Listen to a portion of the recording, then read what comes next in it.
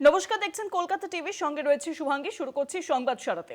Supreme কোর্টে ইডির I-PAC মামলার শুনানি। গতকালই আমরা দেখেছি যে হাইকোর্টে, কলকাতা হাইকোর্টে জোড়া মামলা এবং সেখানে তৃণমূল কংগ্রেসের যে মামলা ছিল তা খারিজ হয়ে যায় এবং ইডির করা মামলা তা মুলতুবি হয়ে যায়।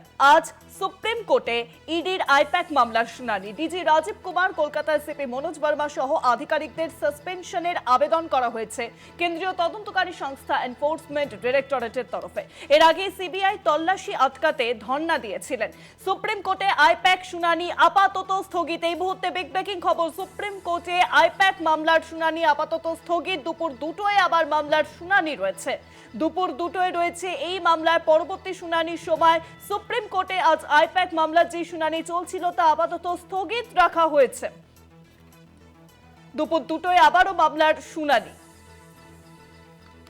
আইপ্যাক মামলার শুনানি যা সুপ্রিম কোর্টে অর্থাৎ শীর্ষ আদালতে আজকে চলছিল, সেই মামলা আপাতত স্থগিত রাখা হয়েছে। দুপুর 2টায় রয়েছে এই মামলার পরবর্তী শুনানির সময়। সুপ্রিম কোর্টে আজ ইডির আইপ্যাক মামলার শুনানি ছিল। ডিজি রাজীব কুমার, কলকাতা সিপি মনোজ বর্মা সহ আধিকারিকদের সাসপেনশনের আবেদন জানানো হয় কেন্দ্রীয় তদন্তকারী সংস্থা এনফোর্সমেন্ট ডিরেক্টরেটের তরফে। তবে আপাতত সুপ্রিম কোর্টে আইপ্যাক মামলার শুনানি ইতিমধ্যেই দুপুর 2টায় রয়েছে।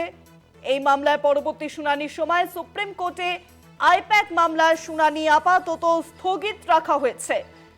গতকালই আমরা দেখেছি কলকাতা হাইকোর্টেও ছিল জোড়া মামলা, ইডির করা মামলা এবং পাশাপাশি রাজ্যের করা মামলা, তৃণমূল কংগ্রেসের করা মামলা। তৃণমূল কংগ্রেসের যে মামলা, সেই মামলা গতকালই আমরা দেখি যে খারিজ হয়ে যায় কলকাতা হাইকোর্টে এবং সুপ্রিম কোর্টে, এবং পাশাপাশি ইডির যে মামলা, সেই মামলা মুলতবি করা হয় কলকাতা হাইকোর্টের তরফে। কারণ এই মামলা, আইপ্যাক সংক্রান্ত ইডির করা মামলা ইতিমধ্যে সুপ্রিম কোর্টে পৌঁছেছে এবং সুপ্রিম কোর্টে আজ এই মামলার শুনানি শুরু হয়। তবে আপাতত স্থগিত হয়েছে সুপ্রিম কোর্টে আইপ্যাকের, মাফ করবেন, ইডির করা আইপ্যাক সংক্রান্ত মামলায় এবং পরবর্তী শুনানির সময় ধার্য করা হয়েছে দুপুর 2টো।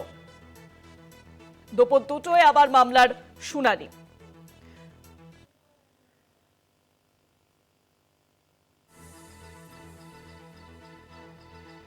সুপ্রিম কোর্টে আইপ্যাক শুনানি আপাতত স্থগিত।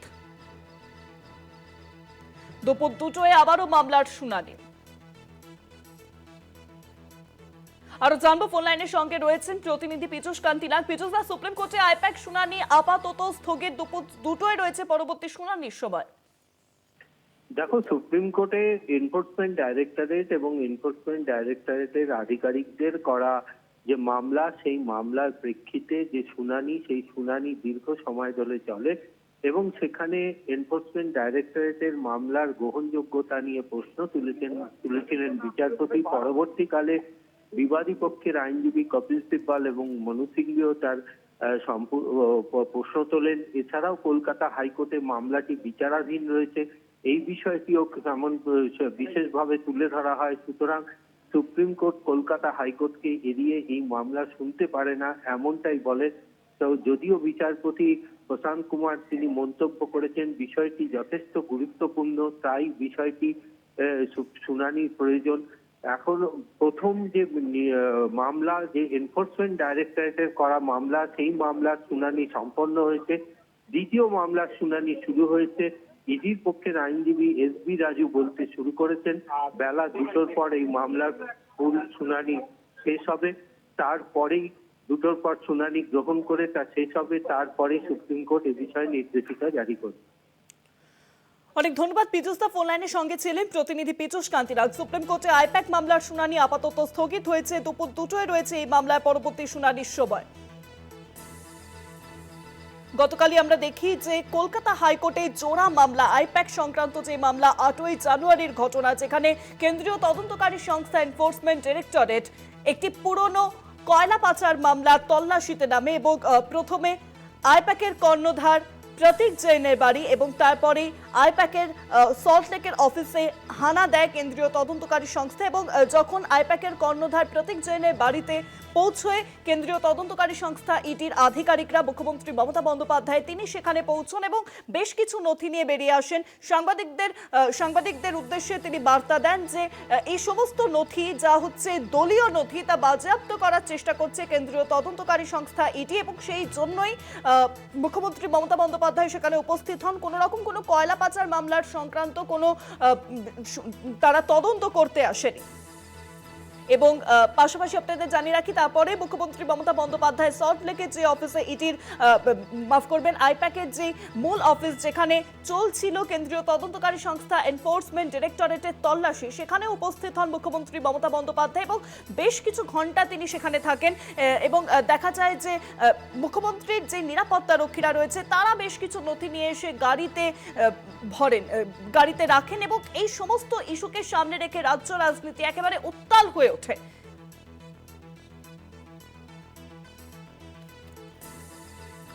সুপ্রিম কোর্টে আপাতত স্থগিত হয়েছে আইপ্যাক মামলার শুনানি এবং পরবর্তী শুনানির সময় ধার্য করা হয়েছে দুপুর 2টো। সুপ্রিম কোর্টে আজ ইডির আইপ্যাক মামলার শুনানি ওঠে। ডিজি রাজীব কুমার, কলকাতা সিপি মনোজ বর্মা সহ আধিকারিকদের সাসপেনশনের আবেদন ইডির। এর আগে সিবিআই তল্লাশি আটকাতে ধর্ণা দিয়েছিলেন মুখ্যমন্ত্রী মমতা বন্দ্যোপাধ্যায়। সুপ্রিম কোর্টে বলল কেন্দ্রীয় তদন্তকারী সংস্থা এনফোর্সমেন্ট ডিরেক্টরেট বেআইনি কয়লা খনি মামলায় পাওয়া নথির ভিত্তিতে তল্লাশি চালাতে গিয়েছিল ইডি। পুলিশ তল্লাশি আধিকারিকদের থেকে পরিচয়পত্র ও তল্লাশি সংক্রান্ত ওয়ারেন্ট দেখতে চায়। মুখ্যমন্ত্রী নিজে গিয়েছিলেন, সিপি ডিজি নিজে গিয়েছিলেন। সুপ্রিম কোর্টে মন্তব্য ইডির আইনজীবীর। ইডির হলফনামায় স্ববিরোধিতার পাল্টা অভিযোগ তৃণমূল কংগ্রেসের। সিজার লিস্টে কেন অবস্থান স্পষ্ট করছে না কেন্দ্রীয় তদন্তকারী সংস্থা ইডি, প্রশ্ন তুললেন তৃণমূলের আইনজীবী অভিষেক মনু সিংভি। মুখ্যমন্ত্রীর নেতৃত্বে পুলিশ অফিসাররা ঘটনাস্থলে পৌঁছন বললেন ইডির আইনজীবী। এবং আপাতত সুপ্রিম কোর্টে আইপ্যাক মামলার শুনানি স্থগিত হয়েছে। দুপুর 2টোয় রয়েছে এই মামলায় পরবর্তী শুনানির সময়।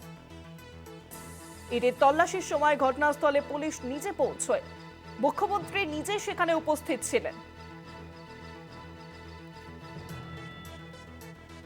মুখ্যমন্ত্রীর নেতৃত্বে পুলিশ অফিসাররা ঘটনাস্থলে পৌঁছন।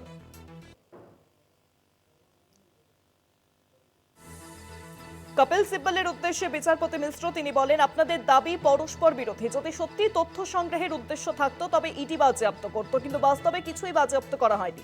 বিচারপতি আরো বলেন, সলিসিটর জেনারেলের কথা মতো নির্বাচনের সময় যদি টাকা পাচার হয় তাহলে ইডির দোষ কোথায়? সলিসিটর জেনারেল তুষার মেহতা অবশ্য বলেন, পশ্চিমবঙ্গে এখন কোনো নির্বাচন নেই। তখন সিব্বল পাল্টা বলেন, যদি এটাই সলিসিটর জেনারেলের ধারণা হয় তবে তার কি বলার থাকতে পারে? বিচারপতি মিশ্র তাতে মেহতার বক্তব্যের ব্যাখ্যা নিয়ে বলেন, আসলে এখনো নির্বাচনের নির্ঘণ্ট প্রকাশ হয়নি, এটাই বোঝাতে চেয়েছেন। সিব্বলের বক্তব্য, সেখানে যা যা ঘটেছে তা নিয়ে ইডির উচিত ছিল রাজ্য সরকারকে তদন্ত করতে বলা। সকাল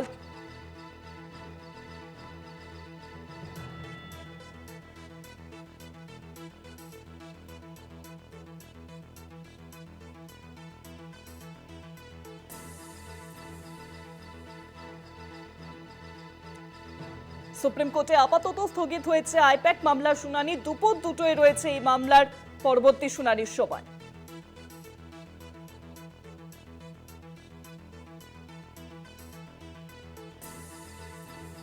গতকাল আমরা দেখি কলকাতা হাইকোর্টে যে জোড়া মামলা, এক ইডির করা মামলা এবং পাশাপাশি তৃণমূল কংগ্রেসের করা মামলা, সেই মামলার গতকাল ছিল কলকাতা হাইকোর্টে শুনানির এবং সেখানে রাজ্যের যে তৃণমূল কংগ্রেসের করা মামলা তা খারিজ হয়ে যায় এবং ইডির করা মামলা মুলতবি হয়।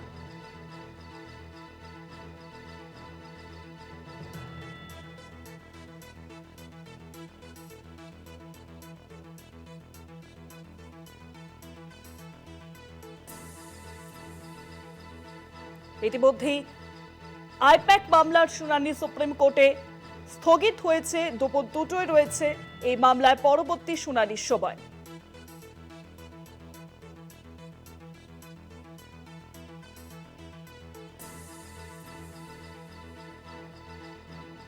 আইপ্যাক মামলা চলছে, সুপ্রিম শুনানি। বিচারপতি মনোজ মিশ্র এবং বিচারপতি বেপুল পাঞ্চলের ডিভিশন বেঞ্চে চলছে শুনানি। তদন্তে বাধা দেওয়ার অভিযোগে সিবিআই তদন্তের আবেদনের সায় দেবে কি সর্বোচ্চ আদালত, প্রশ্ন একাধিক। সুপ্রিম কোর্টে আইপ্যাক মামলার শুনানি সংক্রান্ত ইতিমধ্যেই দেখা যাচ্ছে যে সেই শুনানি কিন্তু স্থগিত হয়েছে, দুপুর 2টায় রয়েছে পরবর্তী শুনানির সময়। আপাতত স্থগিত হয়েছে মামলা। তার আগে ইডিকে প্রশ্ন করেন বিচারপতি মিশ্র, আপনাদের কেন মনে হয় হাইকোর্টে মামলা চালানো যাবে না? একাধিক প্রশ্ন তোলা হয়।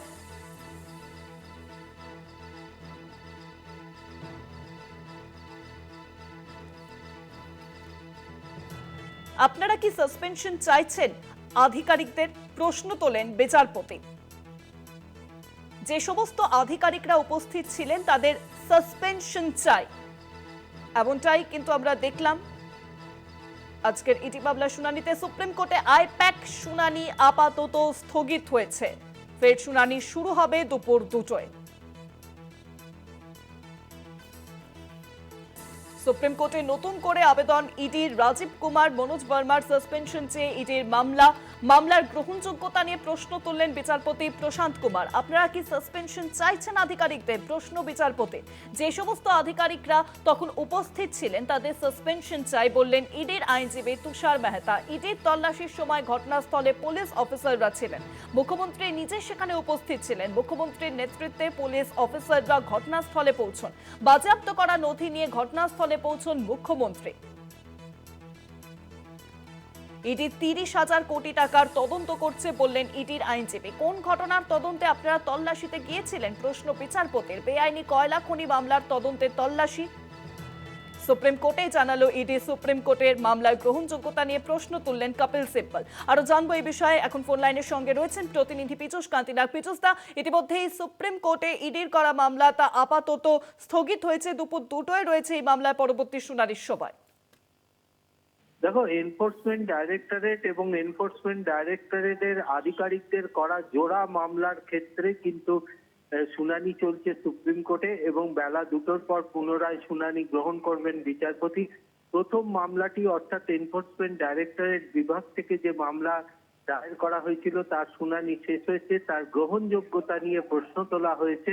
সেই গ্রহণযোগ্যতার পয়েন্টেই কিন্তু শুনানি হয়েছে, যেখানে কপিল সিব্বল যেখানে এনফোর্সমেন্ট ডাইরেক্টরেট দাবি করেছিলেন যে মুখ্যমন্ত্রী নিজে সমস্ত প্রশাসনিক কর্তাদের নিয়ে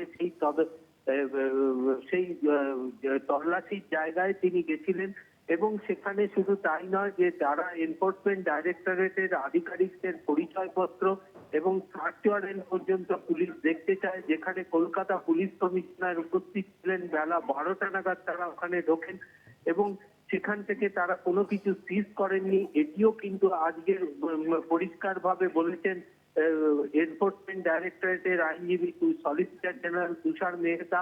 এবং তুষার মেহতার আরো দাবি ছিল যে অবিলম্বে এই অফিসারদের সাসপেন্ড করা উচিত এবং পাশাপাশি তাদের দাবি ছিল যে কোনো রকম রাজনৈতিক উদ্দেশ্য নয়, বিভিন্ন এই